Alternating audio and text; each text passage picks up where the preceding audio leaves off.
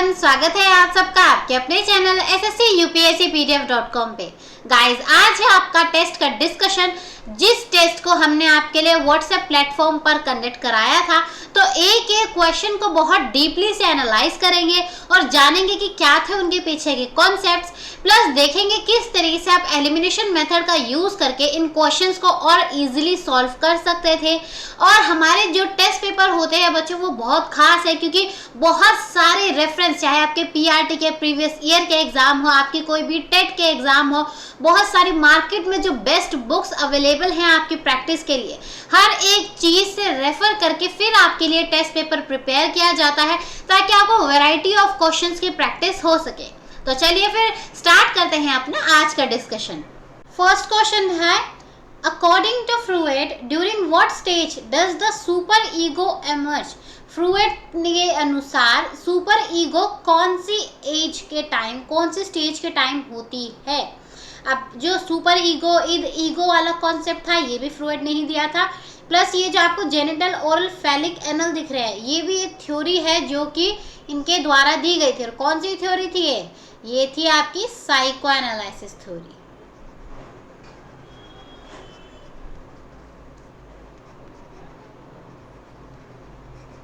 ठीक है, अब आप बताइए, इन दोनों को आपको लिंक करना है कि जो सुपर ईगो है वो इनमें से किस टाइम पर आएगा। ठीक है, थोड़ा सा ना कॉन्सेप्ट को समझेंगे किस तरीके से अप्लाई करना था।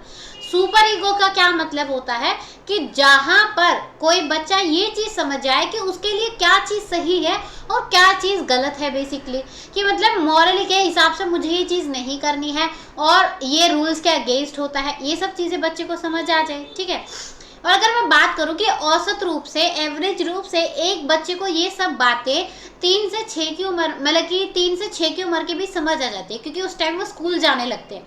उन्हें पता चल जाता है कि नहीं, अगर हमने डस्टबिन में कूड़ा नहीं डाला तो मैम डांटेगी, अगर मैंने होमवर्क नहीं किया पूरा तो मुझे मैम शायद डांटेंगी या फिर मैम मुझे प्यार नहीं करेंगी। उनके लिए क्या है, रूल्स एंड रेगुलेशन फॉलो करना बहुत ज़्यादा ज़रूरी बन जाता है। ठीक है, क्योंकि इस टाइम पर इस चीज़ की शुरुआत हो चुकी होती है, इससे पहले बच्चे के अंदर ये सारी चीज़ें नहीं होती है। तो 3 से 6 साल जब बच्चा स्कूल जाना शुरू करता है, यानी कि 3 साल, और 3 साल से ऊपर की स्टेज कौन सी होती है? अगर आपको एज ग्रुप याद हो तो ये फैलिक के अंदर आता है, क्योंकि फैलिक है वो 3 से लेकर 6 साल तक की एज तक के बच्चे होते हैं। क्लियर है? तो यहाँ से जो आपका आंसर होगा वो हो जाएगा फैलिक। ठीक है, चलिए सेकंड क्वेश्चन देखते हैं। According to Freud, which stage of development pertains to the fact that anything involves the mouth is a sexual activity? Fried के अनुसार वो कौन सी अवस्था है जिसमें जब भी मुख के अंदर कोई भी चीज शामिल होगी तो वो एक सेक्सुअल यानी कि यौन क्रिया होगी। बहुत इजी है, वर्ड टू वर्ड रिलेट करेंगे। माउथ का मतलब क्या होगा कि यहाँ पर बात हो रही है ओरल की। जब बच्चा अपना थंब सक करता है, किसी भी चीज को मुंह में ले लेता है, हर एक चीज उसके लिए प्लेजर सीकिंग एक्टिविटी होती है। तो यहाँ से आपका आंसर क्या हो जाएगा ओरल यानी कि मौखिक। कोई टफ था, बहुत ही ज़्यादा इजी क्वेश्चन था। ठीक है, क्लासेस अगर ध्यान से देखी है तो बहुत आराम से आंसर कर पाओगे। चलिए क्वेश्चन 3 देखते हैं। बिल के सामने जो है बहुत सारी, एक पर्सन है बिल, उसके सामने बहुत सारी फैमिली प्रॉब्लम्स है, जिस वजह से उसने पिछले कुछ महीनों से ड्रिंकिंग यानी कि अल्कोहल का कंजप्शन, शराब पीना शुरू कर दिया है। और उसके दोस्त जब भी उससे पूछते हैं कि अरे भाई तू इतनी शराब क्यों पीता है, तो बिल बोलता है अरे ऐसा क्या, मैं तो कभी शराब पीता ही नहीं, तुम्हें किसने कह दिया? तो बताओ यहाँ पर कौन सा डिफेंस मैकेनिज्म की बात हो रही है? देखो, मुझे ऑप्शन देखने की शायद ज़रूरत ही नहीं है, यहाँ मुझे एक वर्ड दिख गया, डिनाइज। और जहाँ पर भी डिनाइज आ जाए वो क्या होता है? वो होता है डिनायल। क्योंकि डिनायल में हम क्या करते हैं, जो सच्चाई होती है उसको नकार देते हैं कि देखो मैंने तो ऐसा किया ही नहीं, तुझे किसने बोला? नहीं, मैं तो होमवर्क किया था, तुम्हें किसने बोला मैंने होमवर्क नहीं किया था? तो इस तरीके से आपका जो आंसर है वो हो जाएगा ऑप्शन नंबर डी यानी कि डिनायल। क्लियर है? चलिए यहाँ पर आपका ये आंसर हो जाएगा। क्वेश्चन नंबर 4 देखते हैं। This stage of development usually occurs at the age of 1 to 3.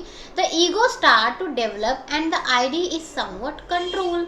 आपको बताना है कि इनमें से कौन सी स्टेज है जो 1 से 3 साल तक के बच्चे के बीच में स्टार्ट होती है और इस टाइम पर ही ईगो डेवलप होना स्टार्ट होता है। आप बाकी चीज़ें छोड़ दीजिए, आप फोकस कीजिए बस एक चीज़ पे। 1 to 3 वाली आपको स्टेज बतानी है कि वो कौन सी स्टेज है फ्रूइड के हिसाब से जो 1 से लेके 3 तक की होती है। जल्दी बताइए, ठीक है। सारे बच्चे अच्छा ना सारी एज के हिसाब से मुझे कमेंट सेक्शन में बताएंगे कि ओरल एज जो होती है वो कितने ईयर्स तक की होती है, देन आपकी एनल एज कितने ईयर की होती है, और फिर उसके बाद आपकी मतलब जितनी भी जेनेटल स्टेज है, फैलिक है, लेटेंसी है, सारी स्टेजेस क्या आप मुझे एज ग्रुप मेंशन करके देंगे। क्लियर है।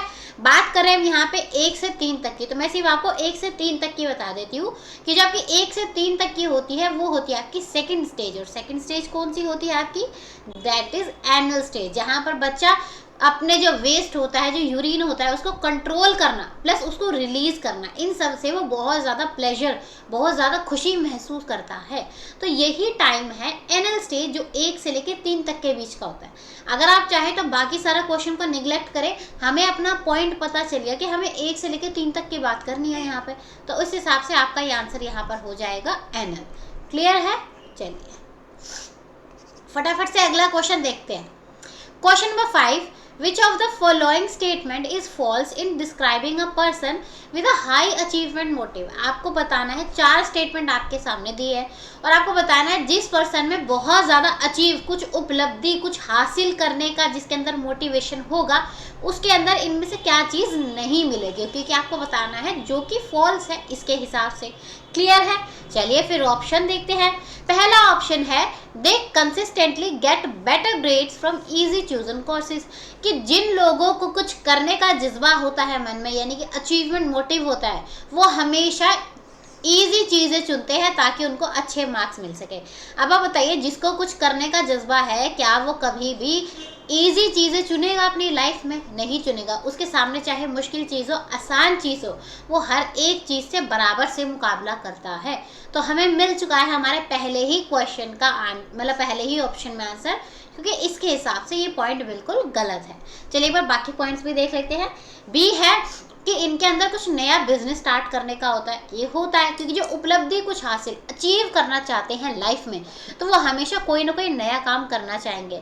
अगला है they try harder if they do poorly, अगर उनसे कोई काम गलत होता है, कुछ ढंग से नहीं हुआ, तो ये और भी ज़्यादा मेहनत करते हैं क्योंकि इनको कहीं ना कहीं अच्छी जगह पर स्टैंड होना है अपनी लाइफ में। अगला देखते हैं कि इनको हमेशा अपनी लाइफ में एक चैलेंज चाहिए होता है ताकि इनको पता चल सके कि ये क्या कर सकते हैं। अगला है जो भी इनकम्प्लीट टास्क है उसको छोड़ते नहीं हैं। किसी काम पर अगर आज हम लग गए हैं तो उस काम को हम पूरा ही कर कर उठेंगे। तो ये अचीवमेंट मोटिव वाले लोगों में ये चारों बातें BCDE, ये चारों बातें उनमें देखने के लिए मिलती है। क्लियर है यहाँ से। चलिए तो यहाँ से आपका आंसर हो जाएगा ऑप्शन नंबर ए, कि वे आसान चुने हुए पाठ्यक्रमों में लगातार बेहतर ग्रेड प्राप्त करते हैं। क्वेश्चन नंबर 6 देखते हैं। Pick the correct order of the stages in development, आपको करेक्ट स्टेज बताना है। अब बताओ स्टेज रिप्रेशन, डिनायल, प्रोजेक्शन, क्या ये स्टेज है? ये स्टेजेस नहीं है, ये है आपके डिफेंस मैकेनिज्म। तो ये गलत हो गया आपका। ठीक है। इसके बाद यहाँ पर बर्थ, अडल्ट, चाइल्ड, ये भी कोई स्टेज नहीं है। बचे कौन से आपके? ये 3 जो कि आपके फ्रूइड की साइको एनालिटिक थ्योरी से रिलेट करते हैं। चलिए अब देखते हैं, रिपीट करते हैं क्या होता है स्टेज। माइंड में बस याद करो, पहले होता है oral, then anal, then phallic, then latency, then genital. और ये चीज़ हमें क्लियरली विजिबल है ऑप्शन नंबर बी में। तो इसमें कुछ ज़्यादा मेथड्स अप्लाई करने की ज़रूरत नहीं है, आपका सीधा सीधा आंसर यहाँ पर हो जाएगा ऑप्शन नंबर बी। चलिए क्वेश्चन नंबर 7 देखते हैं। What is an example of regression, इनमें से रिग्रेशन का क्या एग्जाम्पल है? पहली बात, रिग्रेशन क्या है हमारा? रिग्रेशन है हमारा डिफेंस मैकेनिज्म। पढ़ा है ना सबने डिफेंस मैकेनिज्म, अच्छे से टेस्ट के लिए प्रिपेयर किया होगा। तो रिग्रेशन में मैंने आपको क्या बताया था, मैं बस अपने अंदाज में बताऊंगी कि जब हमें लगे कि अरे भैया बहुत परेशानी है, तो बचपन ही ठीक था। बचपन यानी कि आप अपने पहली उम्र में चले जाते हैं जब आप परेशानियों से बचना चाहते हैं। और ये चीज़ मुझे साफ साफ यहाँ पर ऑप्शन सी में दिख रही है। तो जिन्होंने क्लासेस बहुत अच्छे से देखी हैं उनके लिए महज 2 या 3 सेकंड का ये क्वेश्चन है, क्योंकि हमें रिग्रेशन का मतलब अच्छे से पता है। जहाँ पर आप अपने पुरानी एज में जाए और सोचे कि अरे भैया वही उम्र बहुत अच्छी थी, बड़े होगी तो बहुत टेंशन है, अरे ज़िंदगी बर्बाद है, तो उसके हिसाब से आपको ऑप्शन सी यहाँ पर बिल्कुल करेक्ट होगा। चलिए आगे बढ़ते हैं। Question number 8, Which of the following things can have an effect on the development of an individual personality? किसी की पर्सनालिटी पर, व्यक्तित्व पर किन चीज़ों का फर्क पड़ेगा, आपको क्वेश्चन नंबर 8 में इन चीज़ों का आंसर करना है। ठीक है, चलिए option A, physical and mental capability की उस इंसान के शरीर में वो कितना शारीरिक रूप से सक्षम है, उसकी बॉडी प्रॉपर तरीके से डेवलप हुई है या नहीं हुई है, वो मेंटली रूप से कितना सक्षम है। अब देखिए इस चीज़ का पर्सनालिटी पर फर्क तो पड़ता ही पड़ता है, क्योंकि हम शरीर से कैसे है, हमारी कद काठी कैसी है, हम किस तरीके से, हमारा मेंटल मेकअप है, मतलब हमारा दिमाग कितना विकसित है, इन सब चीज़ से हमारी पर्सनालिटी बनती है। तो ये हो जाएगा। बाकी ऑप्शन भी देखते हैं। अगला है हेल्थ एंड फिजिकल अपीयरेंस, हमारी सेहत कैसी है या फिर हम दिखते कैसे, हम सुंदर दिखते हैं, well, बेसिकली सुंदर नहीं, मैं बोलूँगी हम कि मतलब चलते कैसे हैं, फिजिकल अपीयरेंस कैसी है हमारी, इन सब चीज़ों से भी हमारी पर्सनालिटी बनती है। क्योंकि जब मैंने आपको पर्सनालिटी का चैप्टर पढ़ाया था तो मैंने आपको एक चीज़ बोली थी, पर्सनालिटी सिर्फ और सिर्फ हम कैसे दिखते हैं ये नहीं होती, पर्सनालिटी के अंदर हमारी फिजिकल हेल्थ भी आती है, हमारी मेंटल हेल्थ भी आती है, हमारी इमोशनल हेल्थ भी आती है, हमारा कलर, हमारा स्किन, हमारा रेस, हमारी फिजिकल अपीयरेंस, हमारा हेल्थ, सब कुछ आता है पर्सनालिटी के अंदर। तो देखिए सेकंड में मेंशन है हेल्थ एंड फिजिकल, तो ये चीज़ भी होगा। अगला है skin colour, gender, sexual orientation, तो ये तीनों ही चीज़ें हैं जो किसी की भी पर्सनालिटी के ऊपर बहुत ज़्यादा इफेक्ट डालती हैं।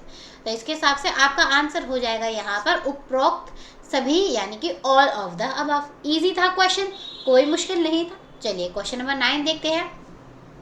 An intelligent person is likely to be attracted more by, जो इंटेलिजेंट पर्सन है यानी कि जिस बुद्धिमान व्यक्ति है भैया, बीरबल है, ठीक है, तो वो किस चीज़ों के लिए ज़्यादा अट्रैक्ट होगा, आकर्षित होगा। पहला, उन्हें कोई मुश्किल और जटिल कार्य दीजिए आप, यानी कि डिफिकल्ट और कॉम्प्लेक्स टास्क दीजिए। अब देखिए जो भी इंटेलिजेंट पर्सन है ना, बीरबल थे हमारे, बीरबल क्या थे, मुश्किल मुश्किल पहेलियों की तरफ बहुत अट्रैक्ट होते थे कि इसको तो मैं सॉल्व करके दिखाऊंगा, अकबर को तो मैं बताता हूँ कि किस तरीके से इसका हल निकाला जाएगा। तो क्या होता है, जो इंटेलिजेंट पर्सन होते हैं वो कभी भी आसान चीज़ों की तरफ ईजिली नहीं जाते हैं, उन्हें ज़्यादा मज़ा कहाँ आता है, जहाँ पर बहुत मुश्किल चीज़ें, कॉम्प्लेक्स चीज़ें अगर उन्हें सॉल्व करने के लिए दी जाए तो वहाँ पर वो बहुत जल्दी अट्रैक्ट होते हैं। तो आपको आपका आंसर मिल चुका है जो कि है ऑप्शन ए। ठीक है, चलिए क्वेश्चन नंबर 10 देखते हैं आप। Binet and Terman worked from a notion of intelligence as an overall ability related to, beneath और टर्मन ने साथ में काम, मतलब बिनेट और टर्मन ने किन चीज़ों पर काम किया है, ठीक है, आपको ये चीज़ बतानी है। अब आप देखिए इस क्वेश्चन को कैसे करेंगे। बिनेट आपको कहाँ याद आता है, बिनेट ने क्या करा था, इंटेलिजेंस के ऊपर काम किया था, इंटेलिजेंस के टेस्ट के ऊपर काम किया था। अब आप सारे ऑप्शन देखो कहाँ पर आपको इंटेलिजेंस गिवन है, वो भी फर्स्ट पे गिवन होना चाहिए, क्योंकि बिनेट हमारा पहले पे है, टर्मन बाद में है, बिनेट आपका पहले। अब देखिए ए में क्या आपको इंटेलिजेंस दिख रहा है, इमोशन मोटिवेशन नहीं दिख रहा है मुझे, तो बी में दिख रहा है इंटेलिजेंस, हाँ इसमें तो दिख रहा है, तो ये तो हो सकता है। बाकी सी में भी नहीं दिख रहा, डी में भी नहीं दिख रहा, ई में भी नहीं दिख रहा। अरे वाह, यानी हमें हमारा आंसर मिल चुका है। तो देखा कितने इजीली मैंने वर्ड टू वर्ड रिलेट करके अपना आंसर निकाल लिया, क्योंकि क्या है ना, जब आपको कॉन्सेप्ट्स बहुत अच्छे तरीके से रिवाइज हो जाते हैं तो आपको पता चल जाता है कि अच्छा ये वाला वर्ड तो इस कॉन्सेप्ट से रिलेट करता है। ये चीज़ें आपको बहुत ज़्यादा एग्जाम में काम आने वाली है, ये चीज़ें याद रखना। जब कॉन्सेप्ट का वर्ड टू वर्ड रिलेट कर लेते हैं बहुत जल्दी ईजिली आपका एक्यूरेट आंसर आ जाता है। ठीक है, चलिए तो इसका आंसर आपका हो जाएगा ऑप्शन नंबर बी। चलिए क्वेश्चन नंबर 11 देखते हैं। The computers and calculators are best example of, computer और कैलकुलेटर क्या है, एब्स्ट्रैक्ट इंटेलिजेंस है, यानी कि अमूर्त, अमूर्त मतलब जिसे हम देख नहीं सकते। भैया कैलकुलेटर कंप्यूटर में जो चीज़ें हो रही है वो तो तुम देख सकते हो, तो ये एब्स्ट्रैक्ट कैसे है, दिमाग में थोड़ी ना कंप्यूटर की इमेज लिए बैठे हो, तो ये हो जाएगा गलत। अगला है कॉग्निटिव एबिलिटी, कॉग्निटिव एबिलिटी होती है जो आपके दिमाग की होती है, लेकिन कंप्यूटर और कैलकुलेटर तो बाहरी चीज़ें हैं, ये आपके दिमाग की उपज तो है नहीं, मतलब वो किसी और ने इन्वेंट किया था, लेकिन ये कॉग्निटिव एबिलिटी आपकी नहीं है, तो ये गलत हो जाएगा। नेक्स्ट है आर्टिफिशियल इंटेलिजेंस, आर्टिफिशियल जो कि मैन मेड चीज़ें होती हैं, और हमारा जो कंप्यूटर है और जो कैलकुलेटर है ये दोनों ही मैन मेड चीज़ें हैं, मैन मेड इंटेलिजेंस है ये। तो देखिए कंप्यूटर और कैलकुलेटर्स क्या है आपके, ये है आपके आर्टिफिशियल इंटेलिजेंस। क्लियर है यहाँ से? चलिए तो आपका आंसर हो जाएगा यहाँ पर ऑप्शन नंबर सी 12। चलिए आपको दो प्रकार की इंटेलिजेंस पढ़ाई थी मैंने, कौन सी थी, एक थी आपकी फ्लूइड इंटेलिजेंस और एक थी आपके क्रिस्टलाइज्ड।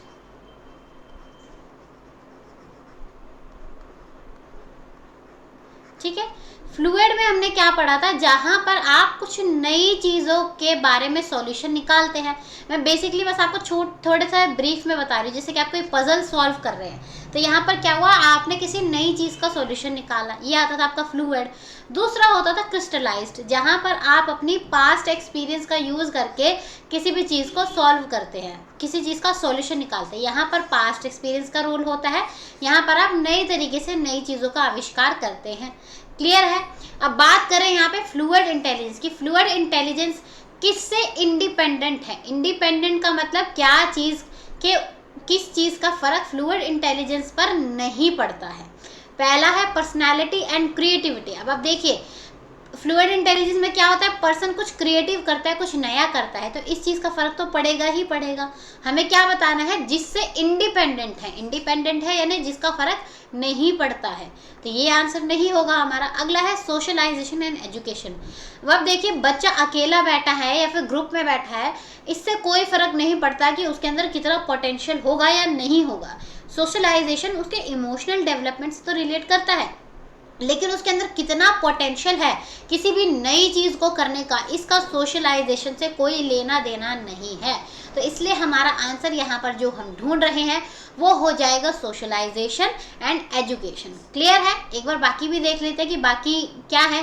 क्रिएटिविटी, क्रिएटिव मैंने आपको बता दिया, हम सिर्फ एक ही ऑप्शन से देखो रिलेट कर लेंगे। अगर वो नहीं है तो भाई पूरा आंसर, चाहे अगले में 3-4 कुछ भी लिखे हो आंसर, तो वो नहीं हो सकता।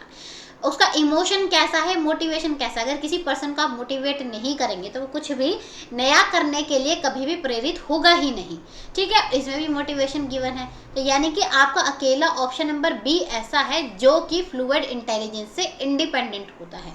तो आपका ऑप्शन बी यहाँ पर करेक्ट आंसर हो जाएगा। क्लियर है। चलिए आगे बढ़ते हैं यहाँ से। क्वेश्चन नंबर 13 है, fluid intelligence and crystallized intelligence are major theoretical components of intellectual activity proposed by. आपको बताना था कि फ्लूइड और क्रिस्टलाइज्ड इंटेलिजेंस किसके द्वारा दी गई है। बहुत इजी क्वेश्चन आपको पढ़ाया गया था कि जो आरबी कैटल है उन्होंने फ्लूइड और क्रिस्टलाइज्ड इंटेलिजेंस को दिया था। तो यहाँ पर हमारा आंसर हो जाएगा ऑप्शन नंबर ए। ठीक है, चलिए आगे बढ़ते हैं यहाँ से। Question number 14. The index of an individual's intellectual development determined by dividing his mental age by his chronological age and multiplying the result by 100 is known as। यहाँ पर बात हुई है कि जब आपको किसी के इंटेलेक्चुअल डेवलपमेंट, इंटेलेक्चुअल क्या होता है, उसका कितना इंटेलिजेंस है उसके अंदर, जब आपको उसके बारे में पता लगाना हो तो वहाँ पर आप किस चीज़ की बात करते हैं। ठीक है, आपको ये चीज़ पूछी है यहाँ पर, यानी कि यहाँ पर बात हो रही है आईक्यू की। और आईक्यू के देखिए फॉर्मूला लिखा है यहाँ पर, जब आप डिवाइड करते हैं मेंटल एज को क्रोनोलॉजिकल एज से और इनटू कर देते हैं 100 से, तो हमें देखते ही पता चल रहा है यहाँ पे आईक्यू के फॉर्मूले की बात हो रही है। तो सिंपल है, बहुत ही ईजी क्वेश्चन है, आंसर हो जाएगा इसका आपका इंटेलिजेंट क्वेश्चन। चलिए question number 15। The concept of intelligence quotient was devised by a German psychologist। आपको मैंने बताया था कि पहला टेस्ट जो था आईक्यू का वो तो बिनेट ने दिया था, लेकिन जो आईक्यू का कॉन्सेप्ट है वो स्टर्न के द्वारा दिया गया था। तो यहाँ पर अगर आंसर में आपको बिनेट भी मिलता तो बिनेट ऑप्शन लगा देते कई सारे बच्चे। आपको क्या लगाना है यहाँ पे, स्टर्न लगाना है, तो स्टर्न हो जाएगा इसका आंसर। ठीक है, सारी चीज़ें आपको पढ़ाई हुई हैं ऑलरेडी, कोई आपको नया कॉन्सेप्ट तो नहीं दिख रहा होगा ना। चलिए question number 16। Intelligence theory incorporate the mental process involved in intelligence, that is meta components and the varied forms that intelligence take place, यानी कि creative intelligence। आपको बताना है कि वो कौन सी थ्योरी है जिसके अंदर मेटा कंपोनेंट्स, यानी कि जहां पर आप इंटेलिजेंस की बातें करते हैं अलग अलग तरीके की, जिसमें आपकी क्रिएटिव इंटेलिजेंस भी पार्ट होती है। Meta components, creative intelligence. अब आप याद रखिए, क्या हमने स्पीयरमैन जी फैक्टर में क्रिएटिव इंटेलिजेंस के बारे में पढ़ा था? नहीं पढ़ा था। क्या हमने स्टर्नबर्ग में खाली इस वर्ड को पिक करके हम आंसर ढूंढ लेंगे। क्या हमने स्टर्नबर्ग की ट्रायर की थ्योरी में इंटेलिजेंस के बारे में पढ़ा था, क्रिएटिव वाली? यस, हमने तो पढ़ा था। हमने पढ़ा था क्रिएटिव इंटेलिजेंस, हमने पढ़ा था एनालिटिकल इंटेलिजेंस, और हमने पढ़ा था प्रैक्टिकल इंटेलिजेंस। तो यानी कि जिस आंसर को हम ढूंढ रहे हैं वो आंसर होगा हमारा स्टर्नबर्ग की ट्रायर की थ्योरी। क्लियर है? यहाँ से आपको पढ़ा था ना, याद होगा, 3 के बारे में पढ़ा था हमने ट्रायर के में। चलिए अगला देखते हैं question number 17। Which one of these does not imply practical intelligence in the triarchic की थ्योरी? ट्रायर की थ्योरी में प्रैक्टिकल इंटेलिजेंस से क्या चीज रिलेट नहीं करती है? पहले रिवाइज करते हैं। प्रैक्टिकल इंटेलिजेंस में क्या पढ़ा था? जहां पर आपको जो भी चीजें आती है आप प्रैक्टिकल लाइफ में उसे जाके करिए। जैसे किसी को अगर फर्नीचर बनाना आता है तो वो फर्नीचर बना रहा है, ये क्या है? अपनी प्रैक्टिकल इंटेलिजेंस यूज कर रहा है। आपको बताना है कि कौन सा इससे रिलेट नहीं करता है। पहला ऑप्शन है thinking practically about one self only. यहाँ पर क्या बोल रहा है कि वो प्रैक्टिकली बस अपने बारे में सोचता है। प्रैक्टिकल इंटेलिजेंस में अपने बारे में सोचना नहीं होता। आपको जो चीजें आती है उनको जरा करके दिखाइए, सोचिए मत, करिए। यहाँ पर बात क्या हो रही है? यहाँ पर तो बस प्रैक्टिकली सोचने की बात हो रही है। तो यही आंसर है जो इससे रिलेट नहीं करता है। बाकी एक बार देख लेते हैं। अगला है आप कौन से एनवायरनमेंट में काम करना चाहते हैं, ये चूज करते हैं आपको कौन सी कंपनी में बेसिकली काम करना है। अगर आपने सपोज कीजिए आपने एनिमेशन का कोर्स किया है, ठीक है, आप उसको प्रैक्टिकली आप कहीं ना कहीं जॉब में करना चाहेंगे, तो आप सिलेक्ट करेंगे मुझे कौन सी कंपनी में काम करना है। तो वो क्या हो गया? चूजिंग द एनवायरनमेंट हो गया। अगला है अडेप्टिंग द एनवायरनमेंट। अगर आप मान लीजिए सपोज आपने विप्रो ज्वाइन किया, तो आप विप्रो के हिसाब से अडेप्ट करेंगे अपने आप को, क्योंकि आपको वहां पर काम करना है। नेक्स्ट है रीशेपिंग द एनवायरनमेंट। अगर आपको लगता है विप्रो में कुछ चेंजेस होने चाहिए जो कि और बेहतरी के लिए हो सकते हैं, तो आप वहां पर रीशेप करेंगे। ठीक है, तो यानी कि ये तीनों चीजें आपकी इससे रिलेट करती हैं, लेकिन हमें पूछा था डज नॉट इम्प्लाई, तो इसलिए हमने यहाँ पर अपना ऑप्शन ए आंसर टिक किया है। ठीक है, क्लियर है सबको? अगर कोई परेशानी है तो कमेंट सेक्शन में पूछेंगे। चलिए question number 18। Which of the following statement is most appropriate about intelligence? आपको बताना है इनमें से कौन सा कथन, कौन सा स्टेटमेंट इंटेलिजेंस के हिसाब से बिल्कुल सही है। चलिए पहला ऑप्शन है intelligence is the ability to do well in the school. Intelligence आपकी काबिलियत है कि आप स्कूल में कितना अच्छा करते हैं। अब आप बताइए, जब मैंने आपको इंटेलिजेंस चैप्टर पढ़ाया था, क्या उसमें सिर्फ और सिर्फ स्कूल से रिलेटेड बात की गई थी कि आप स्कूल में कितना बेहतर कर पाएंगे? क्या स्कूल से बाहर कहीं इंटेलिजेंस का यूज नहीं होता? तो यानी कि इंटेलिजेंस का इससे लेना देना नहीं है, सिर्फ और सिर्फ स्कूल से, तो ये अप्रोप्रिएट तो नहीं होगा। अगला ऑप्शन देखते हैं। इंटेलिजेंस एक मल्टी डायमेंशनल कॉन्सेप्ट है जिसके अंदर बहुत सारी चीजें आती हैं, हैविंग सेवरल एस्पेक्ट। ये बात सही है। इंटेलिजेंस स्कूल से भी रिलेट करता है, आपकी डेली लाइफ से भी रिलेट करता है, आपकी फैमिली से भी रिलेट करता है, आपकी सोसाइटी से भी रिलेट करता है। तो इसके हिसाब से हमारा ये आंसर हो सकता है। हम लेकिन बाकी ऑप्शंस भी देखेंगे अभी एक बार, ठीक है, क्योंकि हमें स्टेटमेंट सबसे मोस्ट अप्रोप्रिएट बतानी है। यहाँ पर सी ऑप्शन देखते हैं।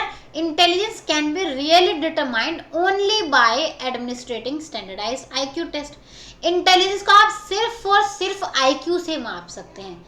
ये तो गलत बात है कि सिर्फ और सिर्फ आईक्यू से मापा जा सकता है, और भी तरीकों से इंटेलिजेंस को मापा जा सकता है, तो ये गलत हो जाएगा। नेक्स्ट है intelligence is fundamentally neurological functioning, for example speed of processing sensory discrimination.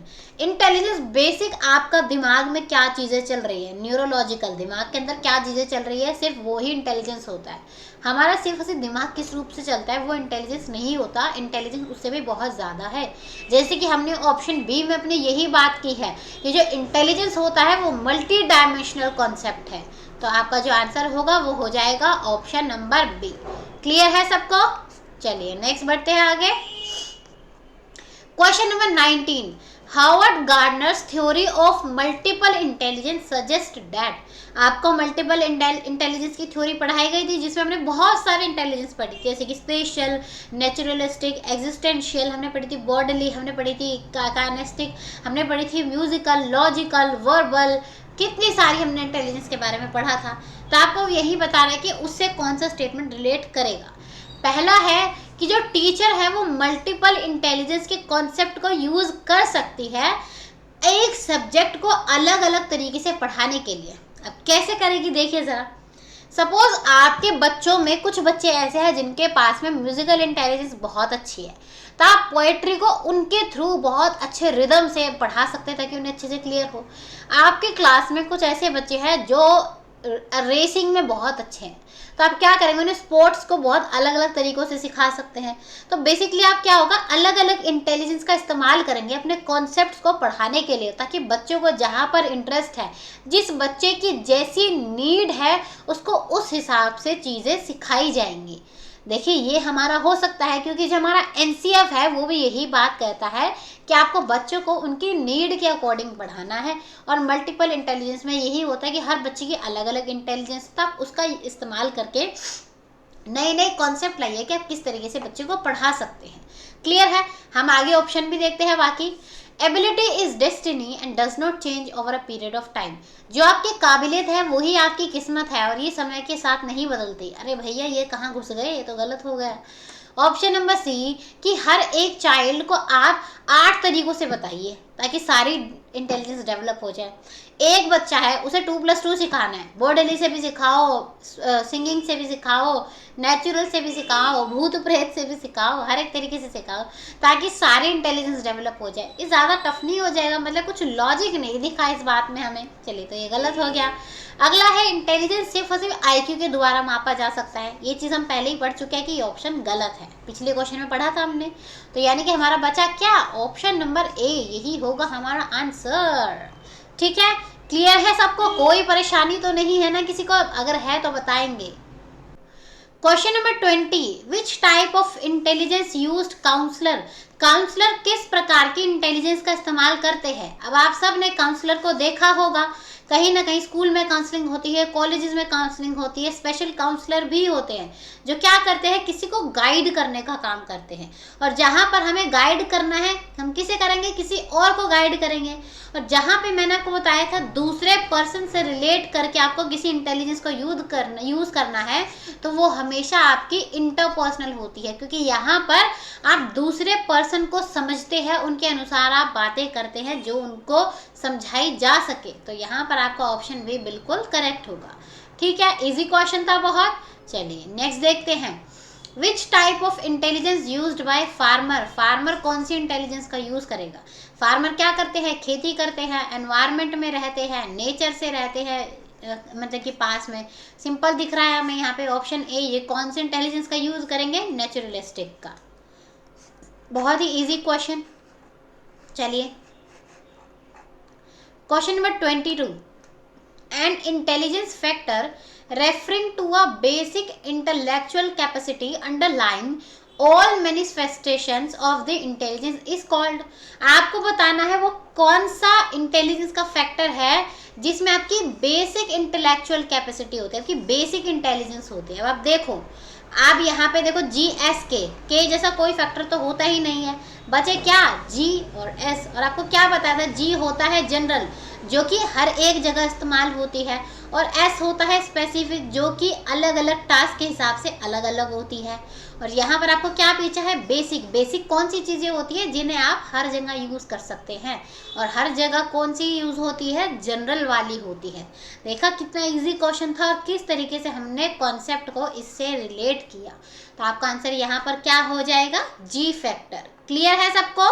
चलिए question number 23, according to Sternberg, the ability to use past experience creatively to solve novel problem is called componential, experiential, practical, या फिर आपका होगा analytic intelligence. अब आप देखिए, आपको मैंने पढ़ाया स्टर्नबर्ग की थ्योरी, उसमें हमने 3 प्रकार की इंटेलिजेंस पढ़ी थी। एक हमने पढ़ी थी क्रिएटिव, एक हमने पढ़ी थी एनालिटिकल, और एक हमने पढ़ी थी प्रैक्टिकल। नोवल प्रॉब्लम क्या होती है, क्रिएटिवली काम करना है, ठीक है, और नोवल प्रॉब्लम्स पे काम करना है। नोवल क्या होता है, नोवल मतलब कुछ नया, कुछ किसी नई चीज़ का आपने समाधान निकाला, वो भी क्रिएटिव तरीके से, ठीक है। तो यहाँ पर आपका आंसर होगा क्रिएटिव इंटेलिजेंस। लेकिन हमें तो यहाँ पर क्रिएटिव दिख ही नहीं रहा, तो क्या करें। तो अगर आपने क्लास ढंग से देखी है तो मैंने आपको बताया था कि क्रिएटिव इंटेलिजेंस का एक और नाम होता है, आपको एग्जाम में इनमें से कोई भी नाम देखने के लिए मिल सकता है। और क्रिएटिव इंटेलिजेंस का दूसरा नाम है एक्सपीरियंशियल इंटेलिजेंस। क्या है उसका दूसरा नाम? Experiential intelligence. तो आपका आंसर यहाँ पर हो जाएगा एक्सपीरियंशियल इंटेलिजेंस। क्लियर है सबको? नेक्स्ट बढ़े आगे यहाँ से, चलिए question number 24। In triarchic theory ability refers to the ability to think critically and analytically। जब आप चीज़ों को बहुत ज़्यादा एनालिटिकल तरीके से सोचे, बहुत गहन अध्ययन करें, तो वो कौन सी होगी? अब आप देखिए क्रिएटिव और एक्सपेरिमेंटल ये तो दोनों सेम है, और यहाँ पे हम कुछ नया करते हैं, यहाँ पे हम कुछ क्रिएटिकली थिंक नहीं करते हैं, तो ये तो नहीं होगा। प्रैक्टिकली में क्या करते हैं? हम प्रैक्टिकली चीज़ों को करते हैं, थिंकिंग नहीं करते। थिंकिंग के बाद हम उस काम को एक्चुअली में कर देते हैं, तो ये भी नहीं होगा।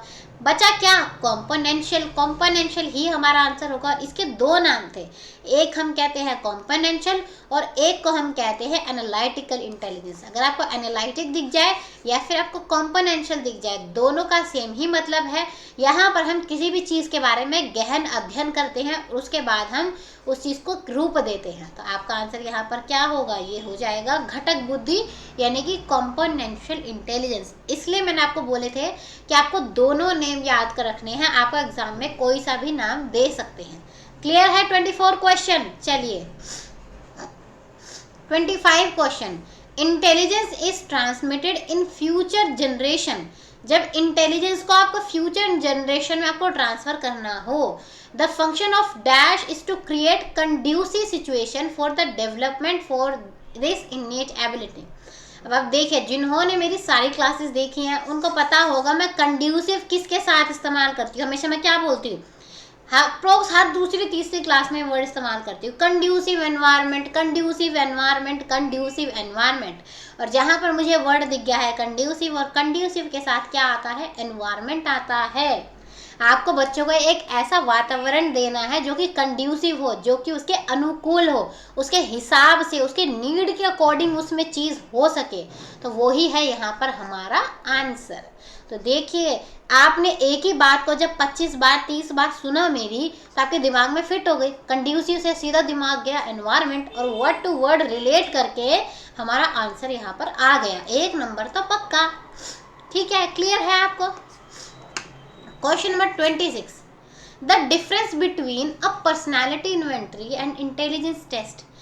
पर्सनैलिटी इन्वेंटरी यानी कि पर्सनैलिटी को टेस्ट करना, इंटेलिजेंस टेस्ट यानी कि जिन टेस्ट के द्वारा आप इंटेलिजेंस को टेस्ट करें। इन दोनों के बीच में डिफरेंस क्या है? लेंथ का, स्टाइल का, राइट रॉन्ग आंसर का, या फोरन मेक का, कि भाई के विदेशी रूप से बना। अब देखिए, पर्सनैलिटी में आप अलग तरीके से टेस्ट करते हैं, आप प्रोजेक्टिव टेक्निक देते हैं, आप सिचुएशन देते हैं अलग अलग, उस बेसिस पे करते हैं। और इंटेलिजेंस में क्या करते हैं? आईक्यू नापते हैं अलग अलग तरीके से।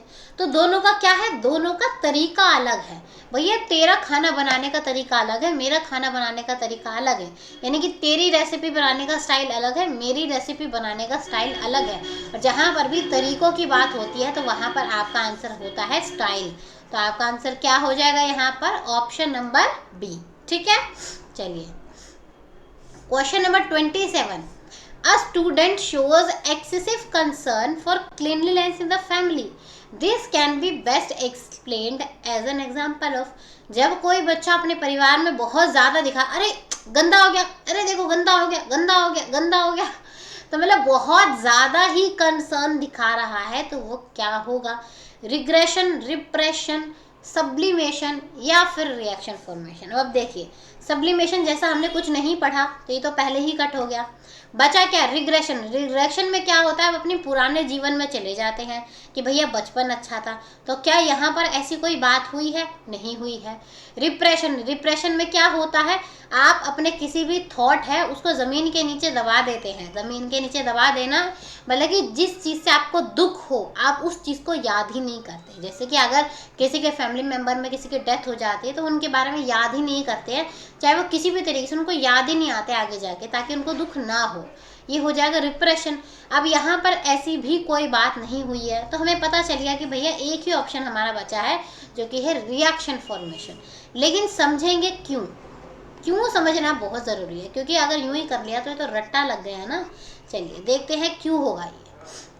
अब देखिए रिएक्शन फॉर्मेशन में क्या था, आप हमेशा अलग रिएक्ट करते हैं। अगर आप खुश हैं तो आप उदास रिएक्ट करेंगे, और उदास है तो खुश रिएक्ट करेंगे। ये एक एग्जाम्पल है। अब देखिए क्या हुआ कि कोई चीज़ ना गंदी हो गई, टेबल गंदी हो गई। आपकी मम्मी ने बोला अरे टेबल गंदी होगी, तुम ध्यान क्यों नहीं रखते हो। आपकी मम्मी ने बहुत ज़्यादा डांटा आपको, ठीक है। अब आपकी आदत थी हमेशा से चीज़ों को फेंकने की, गंदी चीज़ें रहने देंगे। लेकिन जब आपकी मम्मी ने आपको बहुत डांटा तो आप क्या करेंगे, अरे अरे अरे देखो शूज़ वहीं रह गए, मम्मी डांटेगी। अरे देखो टेबल पे कचरा पड़ा है, मम्मी डांटेगी। अरे देखो सारे में गीला हो गया, मम्मी डांटेगी। तो क्या होगा, आप अपोजिट रिएक्ट कर रहे हैं। जबकि आप गंदा करना आपकी आदत है, लेकिन आप बिल्कुल अपोजिट रिएक्ट कर रहे हैं। आप एकदम एक्सेसिव कंसर्न दिखा रहे हैं इस चीज़ से रिलेटेड, ठीक है। क्लियर है, तो यहाँ से आपका आंसर यही हो जाएगा। एक सेकेंड, तो आपका आंसर क्या हो जाएगा यहाँ से, रिएक्शन फॉर्मेशन। क्लियर है, क्या आंसर होगा, डी। चलिए 28 देखते हैं। A defence mechanism in which a person denies a disapproved motive through giving strong expression to its opposite. अब क्या हुआ है यहाँ पे, क्या बोला कि एक पर्सन डिनाई कर देता है, लेकिन तो आंख बंद करके डिनायल मत लगा देना।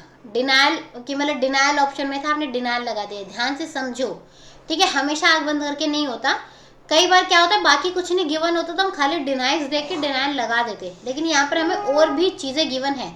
एक सिचुएशन है ये और एक सिचुएशन है ये, कि जहाँ पर कोई पर्सन किसी भी चीज़ को डिनाई कर देता है, मना कर देता है, लेकिन भाई ऐसा नहीं है, और कैसे कोई ना कोई उससे एक ज़्यादा इम्पोर्टेंट वजह देता है वो, कि ये ऐसे हुआ। जैसे कि आपने बोला कि अच्छा ये तुमने गंदा कर दिया, क्यों करा, नहीं ये मैंने गंदा नहीं करा, ये तो पहले से ही हुआ था। मतलब आपने डिनाई तो किया, लेकिन उसके लिए आपने एक रीज़न दिया कि ऐसा क्यों नहीं है, भैया ये सच नहीं है, ये सच है। तो ये चीज़ क्या होती है, हमेशा याद रखना, ये चीज़ होती है आपकी रेशनलाइजेशन।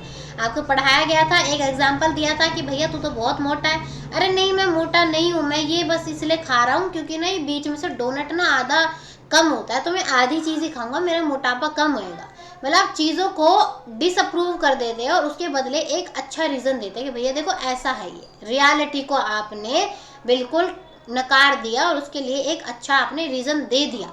ये हो जाता है आपका रेशनलाइजेशन। क्लियर है, चलिए question number 29। According to Freud the final personality structure to develop. देखिए यहीं से निकल गया, फाइनल पर्सनालिटी क्या होता है, ईद, ईगो, सुपर ईगो, ठीक है ये है। अब याद रखना, final personality structure develop, it represents society standard of right and wrong as handed down by the person, parents, teacher and other important figure. It is called, एक कौन सी पर्सनालिटी का स्ट्रक्चर है जिसमें बताया जाता है कि समाज के हिसाब से क्या चीज़ सही है क्या गलत है, जो कि पेरेंट्स आपके टीचर आपको सिखाते हैं।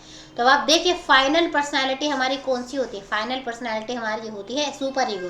और सुपर ईगो में ही सारी चीज़ें होती है कि सोसाइटी के हिसाब से क्या चीज़ें सही हैं और क्या चीज़ें आपकी गलत हैं। तो आपका आंसर क्या होगा, ये हो जाएगा सुपर ईगो। क्लियर है, बहुत इजी क्वेश्चन था, कुछ भी इसमें मुश्किल नहीं था। नेक्स्ट क्वेश्चन देखिए अब यहाँ से, चलिए क्वेश्चन नंबर 30 देखते हैं। विच of the following is not a characteristic of introvert personality. इनमें से कौन सा अंतर्मुखी व्यक्तित्व की विशेषता नहीं है। अब आपको दो प्रकार की पढ़ाई गई थी, इंट्रोवर्ट और एक पढ़ाई गई थी एक्सट्रोवर्ट। इंट्रोवर्ट होते हैं जो खुद में ही रहना पसंद करते हैं, दूसरों से मिलना जुलना पसंद नहीं करते, और जो एक्सट्रोवर्ट होते हैं वो दूसरों से मिलना जुलना पसंद करते हैं। अब देखिए इनमें से कौन सी इंट्रोवर्ट की बात है, सेल्फ सेंटर्ड, अच्छा आपको बताना है नॉट, ठीक है ध्यान रखना नॉट, जो इनमें से नहीं रिलेट करता। पहला है सेल्फ सेंटर्ड, ये अपने में ही खोए रहते हैं, ये तो होता है। अगला है कंजर्वेटिव, यानी कि ये दूसरों से मिलना जुलना कम पसंद करते हैं। नेक्स्ट है सोशलिटी, यानी कि सोशल होते हैं, दूसरों से मिलना जुलना पसंद करते हैं। ये तो बिल्कुल अपोजिट हो गए, तो एक्सट्रोवर्ट का पार्ट है, इंट्रोवर्ट का पार्ट नहीं है। तो हमें यही बताना था कि जो इंट्रोवर्ट से रिलेट नहीं करता है। तो आपका आंसर यहाँ पर क्या हो जाएगा, हो जाएगा सोशलिटी। क्लियर है, चलिए नेक्स्ट क्वेश्चन देखते हैं। Question number 31, in spite of passing of many years you have little trouble in remembering where you were when you discovered the Taj tragedy of 26/11 in the Mumbai. What this memory is called? बहुत साल हो चुके हैं ताज वाली जो tragedy हुई थी, जो उस पर टेरर अटैक हुआ था, तो आपको ना थोड़ी सी मुश्किल होती है याद करने में कि उस टाइम आप कहाँ थे। तो ये कौन सी मेमोरी है, अब आप देखिए, हम ऑप्शन देखेंगे सारे। इम्प्लिसिट मेमोरी, इम्प्लिसिट मेमोरी क्या होती है, जो चीज़ें आपको अपने आप याद हो जाती है, आपको याद नहीं करनी पड़ती है। तो यहाँ पर ऐसी कुछ बात नहीं हो रही है, ठीक है। और इम्प्लिसिट का ही दूसरा नाम होता है नॉन डिक्लेरेटिव मेमोरी, तो ये तो ऑलरेडी कट हो गई। ये है एपिसोडिक मेमोरी। अब क्या होगा, कई बच्चों ने इसका एपिसोडिक लगाया होगा आंसर कि ये क्या है, एक इवेंट है, ताज में ट्रेजेडी हुई थी, एक इवेंट है, और मैम ने पढ़ाया था कि जो इवेंट होते हैं वो एपिसोड में आते हैं। अब आप ज़रा ध्यान से सुनना, एक फ्लैश बल्ब मेमोरी होती है। फ्लैश बल्ब मेमोरी में वो चीज़ें आती हैं जो मेमोरीज आपको कुछ ना कुछ दुख भरी या फिर खुशी वाली चीज़ें याद दिलाए। और जो ताज वाली ट्रेजेडी है वो आपकी, वो एक दुख वाली, एक कॉन्सिक्वेंस, एक बहुत बुरी ट्रेजेडी हुई थी। तो ताज की ट्रेजेडी आपकी किससे रिलेट करेगी, वो रिलेट करेगी फ्लैश बल्ब से, क्योंकि ये वो इंसिडेंट होते हैं जो आपको कोई नेगेटिव इम्पैक्ट या पॉजिटिव इम्पैक्ट के बारे में याद दिलाए। ऐसा अगर आपको कहीं भी क्वेश्चन दिखता है तो उसका आंसर हमेशा फ्लैश बल्ब मेमोरी होगा। क्लियर है? चलिए क्वेश्चन नंबर 32, इनमें से कौन सा स्टडी स्किल नहीं है, यानी कि इनमें से कौन सा आपके पढ़ाई लर्निंग से रिलेट नहीं करता है। नोट मेकिंग, डिक्शनरी और इंफॉर्मेशन एनसाइक्लोपीडिया। अब देखिए, आप पढ़ते हुए नोट बना रहे हैं तब की स्टडी से रिलेट करता है। आप पढ़ते हुए आपको कोई मीनिंग नहीं मिल रहा, ये आपकी पढ़ाई से रिलेट करता है। आपने इंसाइक्लोपीडिया से किसी इन्फॉर्मेशन को इकट्ठा कर रहे हैं, आप लर्निंग हो रही है, तो ये भी रिलेट करता है। बचा क्या, फॉर्मल रिपोर्ट है। फॉर्मल रिपोर्ट में कोई लर्निंग थोड़ी ना आती है, आपकी कोई स्टडी थोड़ी ना होती है। ये तो बेसिकली आप लिख के दे रहे हैं, भैया देखो ये कमी है, ये ठीक है, आपको यहाँ बुलाया जाता है, इसमें आपकी कोई भी स्टडी नहीं होती है। बाकी तीनों ऑप्शन में कहीं ना कहीं आपकी स्टडी हो रही है। तो आपका आंसर यहाँ से क्या हो जाएगा ये औपचारिक रिपोर्ट लिखना। अब देखिए हमने किस तरीके से एलिमिनेशन मेथड का यहाँ पर इस्तेमाल किया और हमारा सही आंसर हमें यहाँ पर मिल गया। क्लियर है? चलिए अगला क्वेश्चन देखते हैं। Question number 33, a quick reading of a passage looking for specific information is called. जब आप फटाफट कोई इन्फॉर्मेशन ढूंढ रहे हैं, जैसे कि आप कंप्रीहेंशन करते हैं, आपके एग्जाम के लिए आपने प्रिपेयर भी शायद किया हो, तो उसमें क्या करते हैं, आपको सपोज किया कि आप इस वर्ड का मीनिंग बताइए, तो फटाफट क्या होगा, आप वो वर्ड ढूंढेंगे। तो कई बार क्या होता है, पूरा पैराग्राफ ढंग से रीड नहीं करते, आप बस एक नज़र मार लेते हैं कि हाँ ऐसा वर्ड हमें कहाँ पर दिख रहा है। तो इस चीज़ को आप क्या कहते हैं, तो ये क्या होता है, बेसिकली इसको हम स्कैनिंग कहते हैं बच्चों। ये चीज़ आप याद रखना। क्या करा आपने, स्कैन कर लिया बस एक बार, ऊपर से नीचे यूँ स्कैनिंग करते हैं जो कंप्यूटर में, तो क्या होता है उसमें स्कैनर में वो यूँ जाता है घर, तो स्कैनिंग हुई, फटाफट से एक बार पूरे पे नज़र मार ली आपने, तो यही होता है स्कैनिंग। ठीक है, क्लियर है सबको? चलिए question number 34, the audio lingual method is set to result in rapid acquisition of. जब आप ऑडियो लिंगुअल मेथड का इस्तेमाल करते हैं तो इससे क्या रिजल्ट मिलता है। अब देखिए ऑडियो में क्या है, जब आप ऑडियो बजाएंगे तो बच्चा क्या करेगा, क्या करेगा बच्चा, जल्दी बताइए, बताइए जल्दी, बच्चा क्या करेगा, लिसनिंग करेगा। ठीक है, इसके बाद लिंगुअल, लिंगुअल में क्या होता है, लैंग्वेज बोलना, और लैंग्वेज क्या होता है, स्पीकिंग से रिलेट करता है आपके लिंगुअल। तो यहाँ पर क्या होगा, लिसनिंग एंड स्पीकिंग। अब देखिए लिसनिंग एंड स्पीकिंग आपको कहाँ गिवन है, यहाँ पर गिवन है नहीं, यहाँ पर दोनों चीज़ गिवन है नहीं, स्पीकिंग एंड लिसनिंग हाँ, ऑप्शन सी में हमें दोनों चीज़ गिवन है। तो हमारा आंसर यहाँ पर क्या हो जाएगा, ये हो जाएगा यहाँ पर ऑप्शन सी, बोलने और सुनने का कौशल। क्लियर है? चलिए question number 35, the sentence madam drives a bicycle. Madam cycle चलाती है लेकिन क्या करती है, ड्राइव करती है, राइड नहीं करती है साइकिल को। कभी सुना है साइकिल को ड्राइव किया जाता है? ठीक है, तो आपको बताना है कि मैडम ड्राइव्स अ बाइसाइकिल ये कैसा सेंटेंस है। यहाँ पर आपको क्या करना है, आपको मैंने कुछ चीज़ें पढ़ाई थी, आपको मैंने फोनोलॉजी, मॉर्फॉर्म्स, आपको मैंने सिमेंटिक्स, सिंटैक्स ये सब पढ़ाए थे। तो आपको बताना है कि इनके हिसाब से क्या चीज़ सही बैठेगी। अब देखिए हम यहाँ पर बस क्वेश्चन को एनालाइज करेंगे। मैडम ड्राइव्स अ बाइसाइकिल, यहाँ पर सब्जेक्ट, ऑब्जेक्ट, और वर्ब तीनों सही जगह है, लेकिन इसका मीनिंग नहीं बन रहा। ये ग्रामर के हिसाब से गलत है, क्योंकि जो बाइसिकल है वो राइड होती है, ना कि ड्राइव होती है। क्लियर है? अब देखिए, मैंने आपको दो चीज़ें पढ़ाई थी। एक पढ़ाया था मैंने आपको सिंटैक्स, और एक मैंने आपको पढ़ाया था सिमेंटिक्स। ठीक है, सिंटैक्स में हमने क्या पढ़ा था, जहां पर जो सेंटेंस होता है उसमें सब चीज़ें प्रॉपर जगह हो, मतलब सब्जेक्ट सब्जेक्ट की जगह हो, वर्ब वर्ब की जगह हो, और ऑब्जेक्ट ऑब्जेक्ट की जगह हो, चाहे उसका कोई प्रॉपर मीनिंग बने या ना बने, लेकिन जो सब्जेक्ट वर्ब ऑब्जेक्ट है वो सही जगह होना चाहिए। तो अब देखिए, आपका जो सेंटेंस है इसमें वर्ड का जो अरेंजमेंट है वो एकदम सही है, यानी सेंटेंस क्या है, सिंटैक्स के हिसाब से सही है। ठीक है, लेकिन सिमेंटिक्स में हमने क्या पढ़ा था कि सिमेंटिक्स का मतलब होता है आपके जो वर्ड्स हैं, जो सेंटेंस में वर्ड है वो सारे प्रॉपर अरेंजमेंट तो हुआ है, सब्जेक्ट ऑब्जेक्ट वर्ब सही जगह है, लेकिन उसका कोई ना कोई मीनिंग भी बनना चाहिए, प्रॉपर ग्रामर रूल्स का फॉलो होना चाहिए। तो आप देखिए यहाँ पर क्या प्रॉपर रूल का फॉलो हुआ है, यहाँ पर तो ड्राइव इस्तेमाल हुआ है, लेकिन बाइसिकल के साथ तो राइड इस्तेमाल होता है, यानी कि जो वर्ड है ये सिंटेक्स के हिसाब से सही है, लेकिन सिमेंटिक्स के हिसाब से गलत है। तो आपको ऑप्शन यही ढूंढना है। देखिए, जो पहला ऑप्शन है उसमें यही चीज़ गिवन है कि वर्ड सिंटेटिकली यानी कि सिंटेक्स के हिसाब से सही है, लेकिन सिमेंटिकली यानी सिमेंटिक्स के हिसाब से ये चीज़ गलत है। तो आपका आंसर यहाँ पर क्या हो जाएगा, ऑप्शन नंबर ए। क्लियर है? सबको क्लियर हुआ ये वाला क्वेश्चन? अगर हुआ है तो बताएंगे यस मैम क्लियर है, थम्स अप करेंगे।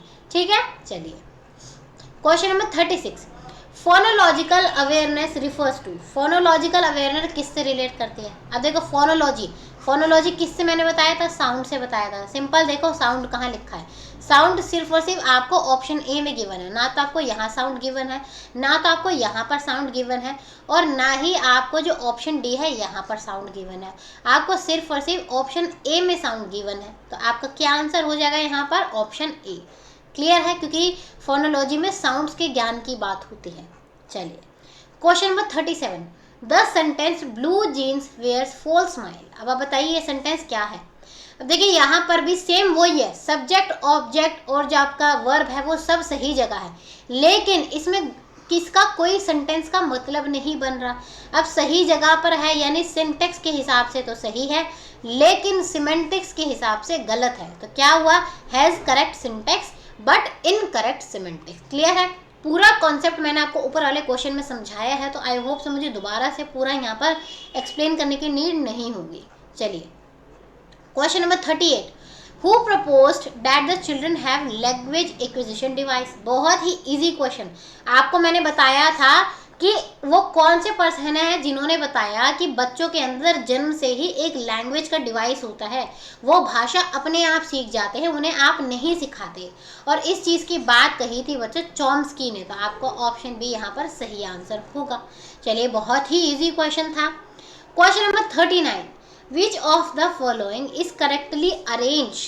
इनमें से कौन सा जो है करेक्टली अरेंज किया हुआ है। आपको प्रॉपर अरेंजमेंट बताया था, तो आपको बस प्रॉपर अरेंजमेंट बताना है। पहले क्या होता है, एनकोडिंग होता है, पहले उस चीज़ को दिमाग में किसी भी तरीके से लेते हो, चाहे लैंग्वेज के थ्रू लेते हो, चाहे देख कर लेते हो, चाहे सुन के लेते हो, किसी भी तरीके से एनकोड करते हो, फिर उस इंफॉर्मेशन को स्टोर कर लेते हो, फिर रिट्रीव करते हो। ये चीज़ मैंने आपको पढ़ाई थी, और ये सेम आपको जो साइकिल है वो ऑप्शन नंबर बी में गिवन है। यहाँ पर बेसिकली आपको बस देख के आंसर करना था, इसमें समझाने वाला ऐसा कुछ बहुत नहीं था आपको। ठीक है, चलिए last question for today, which of the following is not a characteristic feature of intrinsically motivated children. जो बच्चे आंतरिक रूप से मोटिवेटेड होते हैं उनके अंदर आपको क्या चीज़ देखने के लिए नहीं मिलेगी, मतलब कि ज़रूरी नहीं है देखने को मिले या नहीं मिले, इनका करेक्टरिस्टिक ये नहीं है। पहला कि जो बच्चे आंतरिक रूप से मोटिवेटेड होते हैं वो हमेशा लाइफ में सफल होते हैं। वो आप देखें, इसकी कोई गारंटी नहीं है, चाहे बच्चा बाहरी रूप से मोटिवेटेड हो, चाहे वो आंतरिक रूप से मोटिवेटेड हो, आप उसकी गारंटी नहीं दे सकते कि वो सफल होगा ही होगा। पर यहाँ पर ऑलवेज का यूज़ हुआ है, यानी कि वो गारंटी दे रहे कि वो सफल होंगे ही होंगे। तो यानी कि यही वो आंसर है जो हम ढूंढ रहे हैं, ये इसका कैरेक्टरिस्टिक नहीं है। बाकी देख लेते हैं कि जो इंट्रिंसिकली मोटिवेटेड होते हैं वो अपना काम एंजॉय करते हैं, यस, इनके अंदर बहुत एनर्जी होती है, यस, ये चैलेंजिंग टास्क को करना पसंद करते हैं, यस। तो बाकी हमारा ऑप्शन ए है, वही हमारा यहाँ पर आंसर होगा। ठीक है, क्लियर है? आई होप सो सब बच्चों को सारे कॉन्सेप्ट अच्छे से क्लियर हो चुके होंगे। मैंने आपको जो एक क्वेश्चन पूछा था उस क्वेश्चन का सब बच्चे आंसर करेंगे कमेंट सेक्शन में।